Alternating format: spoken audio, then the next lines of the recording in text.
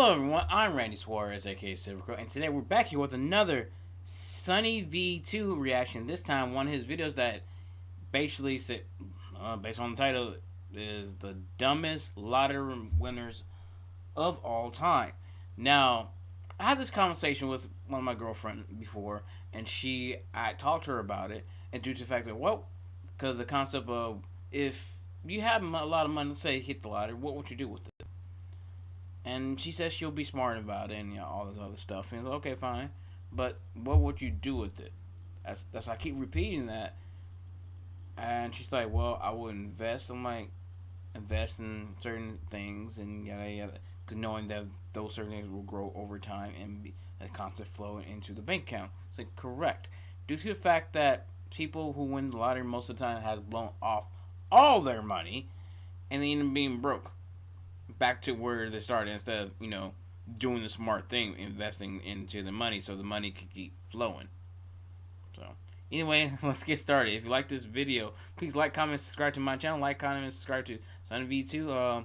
Like I said in all my videos, I will leave the original link down below in the description so you can watch those uninterrupted.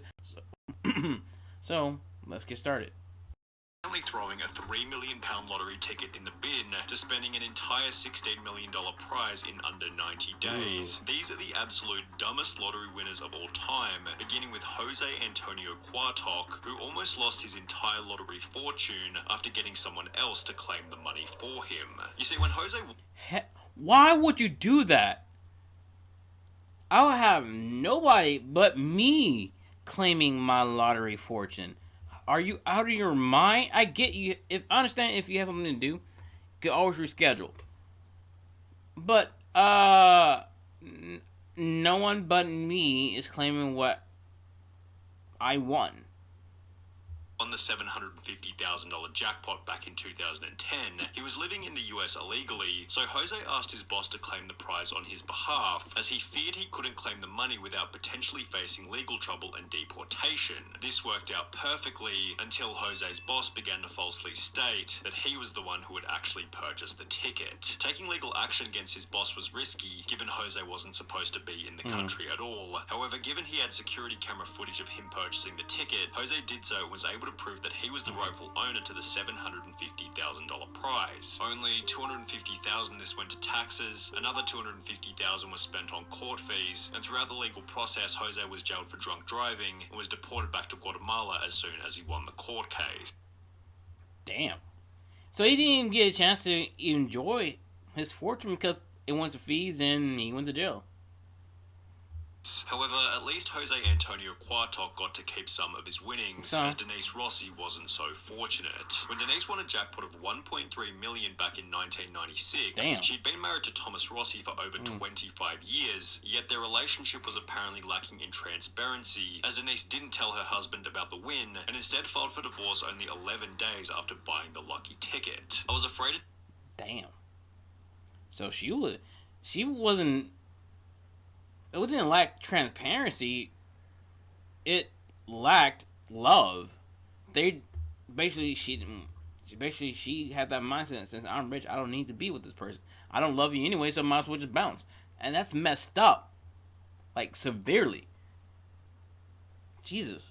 Tell Thomas because I knew he would try to take the money away from me. I went to the Lottery Commission office and told them I was married but contemplating divorce. They told me to file before I got my first check, which I did. Denise was initially successful in hiding the money from her now ex-husband, as for a whole 2 years after their divorce, Thomas had no idea that Denise had ever won the lottery. However, in May 1999, a letter was sent to Thomas's home address, asking if Denise was interested in a lump sum buyout of her lottery winnings. This was the first Thomas knew about the lottery prize. He confirmed that Denise was a winner with the California lottery, and given they were still married at the time of the win, Thomas launched a lawsuit stating that he was entitled to half of the prize money. The judge specifically found that Denise's failure to disclose the lottery winnings constituted fraud, oppression, and malice, and as a result, the trial court awarded Thomas 100% of the lottery winnings, which left Denise with less than nothing, considering she also had to pay for her own legal fees. However, Denise's loss of $1.3 million was still nothing. Damn. No, not just you lost all your money. You had to pay past that for your court fees. Oh God. in comparison to Evelyn Adams. Dubbed the luckiest woman in America, Evelyn Adams became the first person in human history to win the lottery twice, initially for $3.9 million in October 1985, before winning another $1.4 million only 4 months later.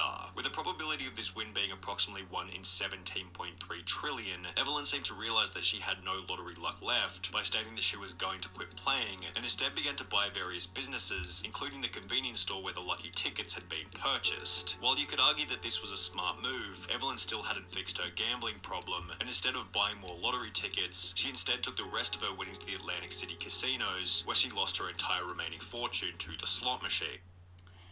You dumb idiot. Seriously? Look, I get it's their money, but at the same time, be smart with it. At the end of the day, please be smart. Without any money left, her businesses failed one after the other, and by 2012, Evelyn was living in a trailer park while stating to the media, winning the lottery isn't always what it's cracked up to be. Kelly Rogers likely had a It's not cracked up to be, but you made it that way. Yes, you got the money. You have the money in your possession. Let's say if she still had the money and her business still failed. Her businesses that she bought still fails. She still had a lot of money left if she was smart with it.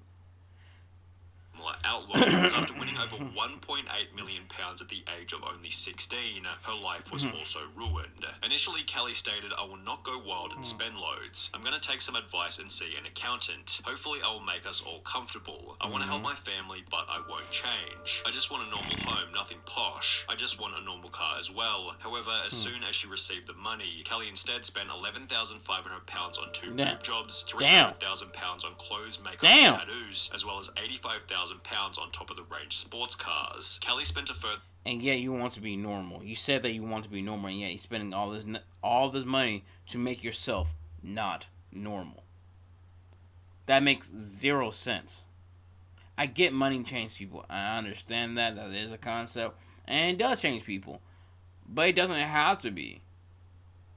The £250,000 on holidays to locations including Mexico and Euro Disney, £118,000 on gifts to former boyfriends, £190,000 in unreturned loans to friends and family members, and £50,500 on solicitors' fees, all of which being purchased while she was still in high school. Kelly did make a few smart purchases such as an £180,000 bungalow and a £96,000 home for her mum. However, by the end of the year, Kelly was back to square one, being on welfare with only £2,000 left in her account. Damn. She since stated, "It was too much money for someone so young. Even if you say your life won't change, it does, and often not for the better."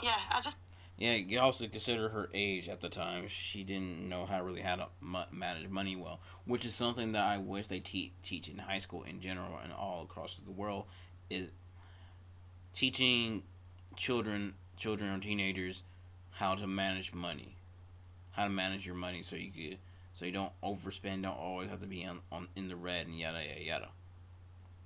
I wish I was a bit older at the time of winning it, because I think at 16 you're still just a child, and overnight you've just got to grow up and become an adult. Which is probably why she's now an advocate for raising the UK's legal gambling age from 16 to 18. Kelly Rogers certainly spent her money poorly. However, at least she had the chance to spend it, as 25-year-old Amanda Clayton from Detroit was no longer alive by the end of her spending spree. When Amanda won the $1 million jackpot back in 2011, it seemed as though her life had been changed overnight. However, her win quickly became controversial after the media learned that she was still collecting food stamps and benefit payments despite having won the lottery. Detroit woman is now the second lotto winner in the state to keep taking food stamps after hitting it big. And Amanda Clayton, who won $1 million and took home a $700,000 lump sum, the 24-year-old says even though she now owns 2 homes, she figured she was still allowed to use a bridge card. After being confronted about... No, you technically have a shit ton of money.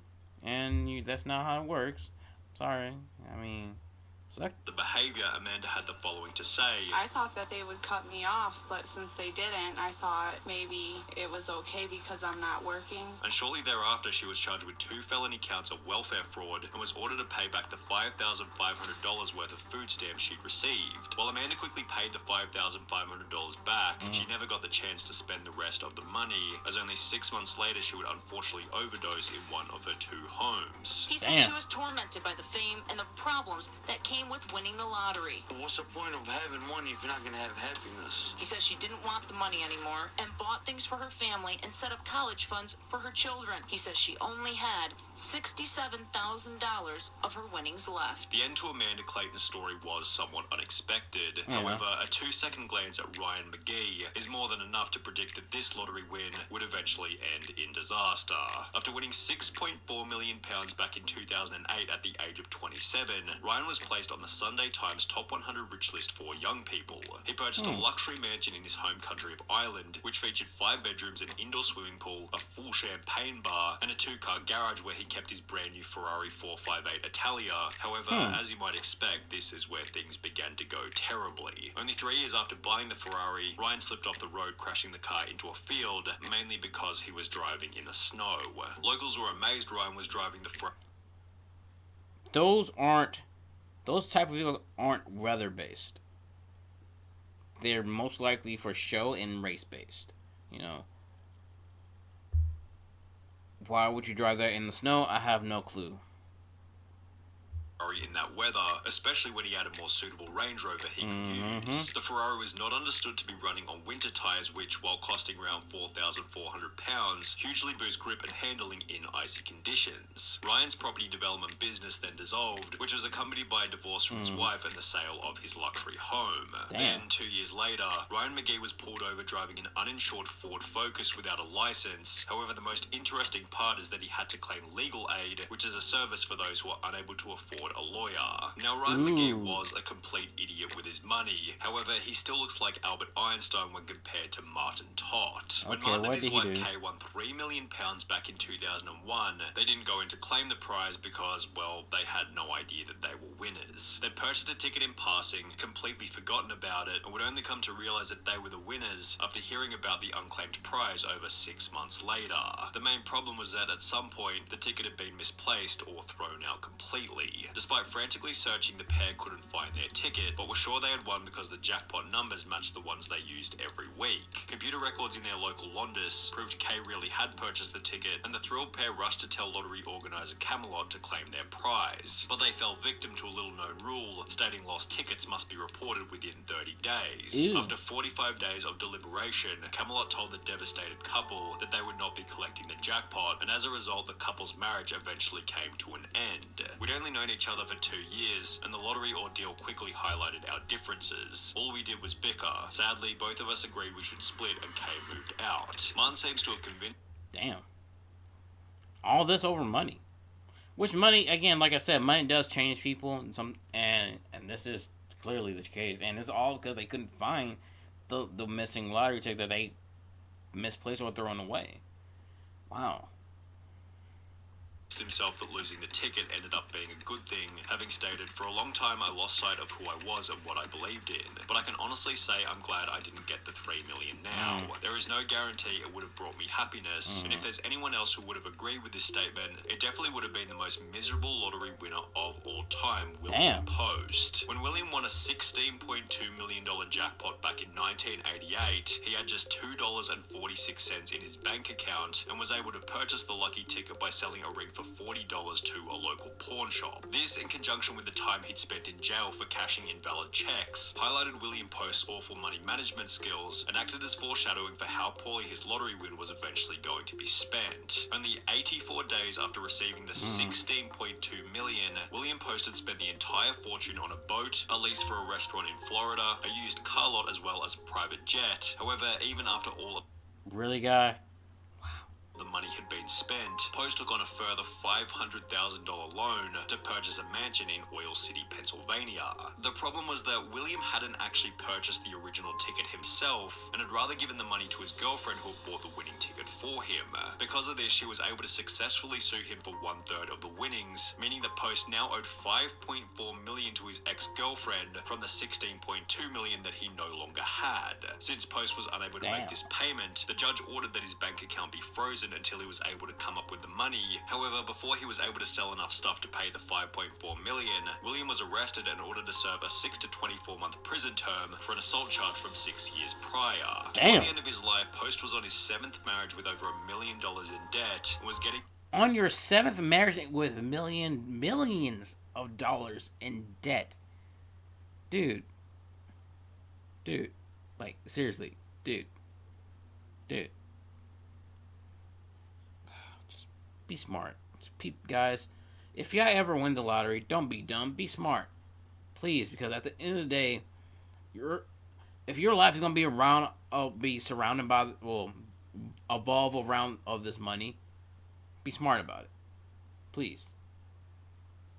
Buy on food stamps at a job paying $450 per month. However, William Post still doesn't have the craziest lottery win story of all time. That title goes to Andrew Jackson Whitaker, whose life would change forever after winning $315 million back in 2002. Unlike almost everyone else in this video, Whitaker was actually quite successful prior to winning the lottery, having built up a net worth of over $17 million with the assistance of his construction company. And while this would imply that he was in a position to manage a large lottery win, this isn't what would happen.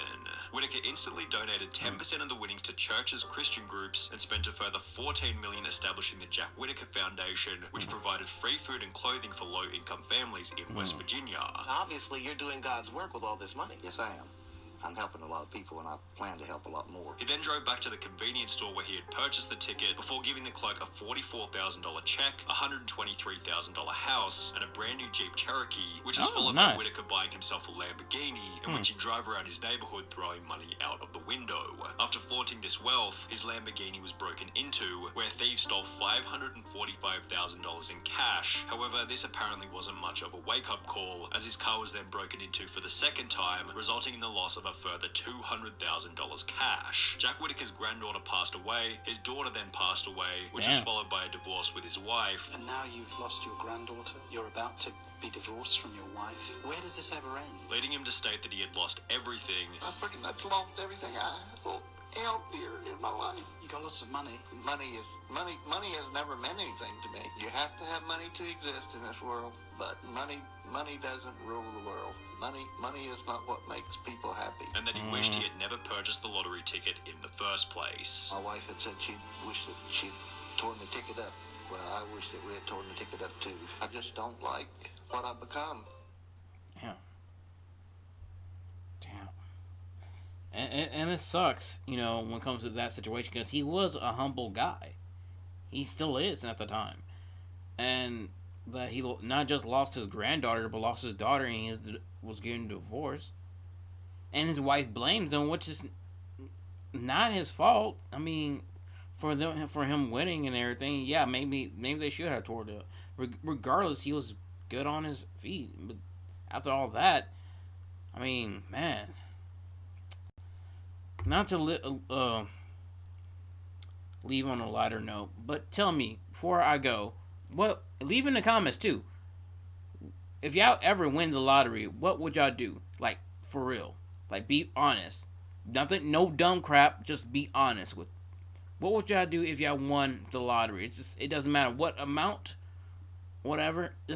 Okay, I'll give y'all an amount. What if y'all won $63 million in the lottery? What would y'all do with it? And put your answers in the comments down below. That being said, please like, comment, and subscribe to my channel. Like, comment, subscribe to Sunny V2. Like I said, if you like this content, please hit that like, hit that subscribe button. Letting y'all know that, again, I'm keep saying it, once I reach 1,000 subscribers, I will do a Patreon. So till next time, peace out. Kakui.